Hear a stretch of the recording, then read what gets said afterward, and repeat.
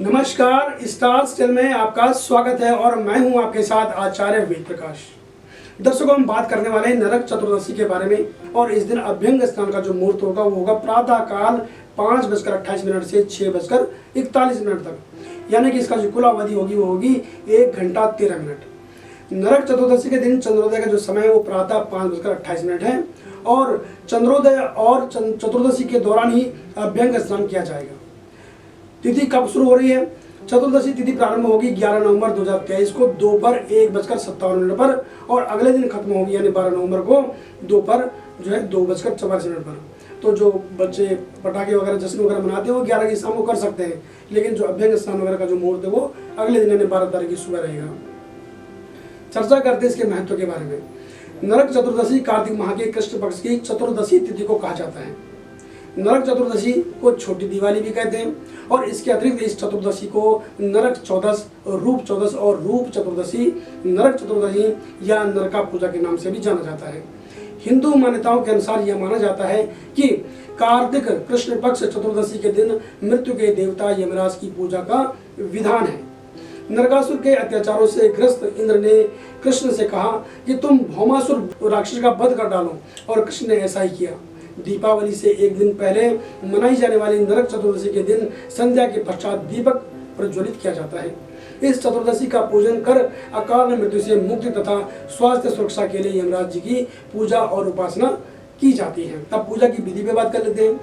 नरक चतुर्दशी के दिन सुबह के समय आटा, तेल और हल्दी को मिलाकर उपटन तैयार किया जाता है। इस उपटन को शरीर पर लगा करके अपा मार्ग यानी चिचड़ी जिसको बोलते हैं, उसकी पत्तियों को जल में डालकर स्नान किया जाता है। इस दिन विशेष पूजा की जाती है जो इस प्रकार होती है। सर्वप्रथम एक थाल को सजाकर उसमें एक चौमुखा दिया यानी 4 जो दिए होते हैं एक दीपक में, उसको जलाते हैं तथा 16 जो है वो छोटे दीपक जलाए जाते हैं। इसके बाद रोली हो गई, खीर हो गया, गुड़ हो गया, अबीर हो गया, गुलाल, फूल इत्यादि से इष्ट देव का पूजन करते हैं। उसके बाद अपने कार्यस्थान की पूजा करते हैं। पूजा जो है आप जहाँ कर काम कर रहे हैं, आपका बिजनेस है या आप नौकरी करते हैं, वहाँ पर पूजा करते हैं और पूजा के बाद सभी दियों को घर के अलग अलग स्थानों पर रख दिया जाता है तथा गणेश एवं लक्ष्मी के आगे धूप दीप जलाएं। इसके पश्चात संध्या समय दीपदान करना चाहिए और यम देवता यमराज के लिए भी ये किया जाता है। विधि विधान से पूजा करने पर व्यक्ति सभी पापों से जो है वो मुक्त हो जाता है। अब मैं आपको बताता हूँ इससे जुड़ी हुई एक कथा। एक कथा के अनुसार नरकासुर पुराणों के अनुसार एक प्रसिद्ध असुर था जिसे पृथ्वी के गर्भ से उत्पन्न विष्णु पुत्र कहा जाता था। यह बराह अवतार के समय पैदा हुआ था जब विष्णु ने पृथ्वी का उद्धार किया था, अतः यह पृथ्वी का पुत्र था। नरकासुर बाणासुर की संगति में पड़कर दुष्ट हो गया था, जिस कारण वशिष्ठ ने इसे विष्णु के हाथों मारे जाने का शाप दे दिया। नरकासुर के अत्याचारों से ग्रस्त इंद्र ने कृष्ण से कहा कि तुम भौमासुर यानी कि इस नरकासुर का जो है वो इसका वध कर डालो। ऋषियों की तपस्याएं भंग करता था तो उसने क्या किया कि उसने आदित्य के अमृत श्रावी दोनों कुंडल भी उसने ले लिए थे। तो और अब वो मेरा जो ऐरावत हाथी है उसको भी लेना चाहता है। तो उन्होंने कहा कि उससे पूरी जो सृष्टि उससे उद्धार दिलाओ। कृष्ण ने आश्वासन देकर नरकासुर पर आक्रमण किया। उन्होंने सुदर्शन चक्र से उसके 2 टुकड़े कर दिए, अनेक दैत्यों को मार डाला। भूमि ने प्रकट होकर के कृष्ण से कहा कि जिस समय बराह रूप में आपने मेरा उद्धार किया था तब आपके ही स्पर्श से यह पुत्र जो है मुझे प्राप्त हो गया था। अब आपने स्वयं ही इसे मार डाला है। आप आदित्य के कुंडल ले लीजिए किंतु नरकासुर के वंश की रक्षा कीजिए। कृष्ण ने युद्ध समाप्त कर दिया तथा कुंडल आदित्य को लौटा दिए। नरकासुर के भंडार में कुबेर की संपत्ति से भी अधिक धन था और अनेक राजकुमारियों उसने बंदी गृह में बंदी बना रखी थी। इन सारी राजकुमारियों को भगवान श्री कृष्ण ने छुड़ा दिया और उन्हें द्वारका ले गए।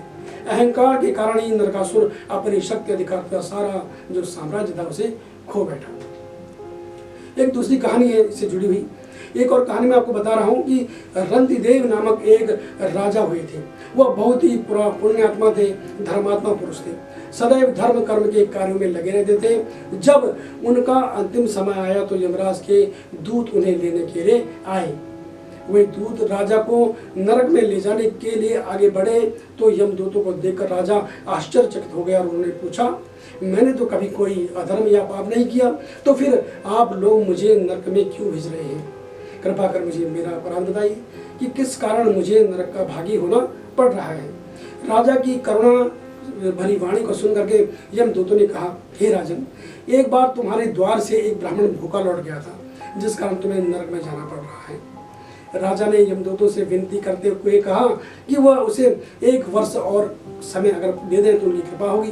राजा का कथन सुनकर यमदूत विचार करने लगे और राजा को 1 वर्ष की आयु प्रदान कर दी। यमदूतों के जाने के बाद राजा इस जो समस्या चल रही थी उससे निदान के लिए ऋषियों के पास गया और उन्हें समस्या का पूरा वृत्तांत उन्हें बताया। ऋषियों ने उनको कहा, हे राजन, यदि कार्तिक माह के कृष्ण पक्ष की चतुर्दशी को अगर आप व्रत करेंगे और ब्राह्मणों को भोजन कराएं तो उनसे अपने अपराधों के लिए क्षमा करेंगे तो वे आपको पाप से मुक्त कर देंगे। ऋषियों के कथन के अनुसार राजा कार्तिक माह की कृष्ण पक्ष की चतुर्दशी को व्रत करता था और इस प्रकार वह पाप से मुक्त होकर भगवान विष्णु के वैकुंठ धाम को प्राप्त करता है।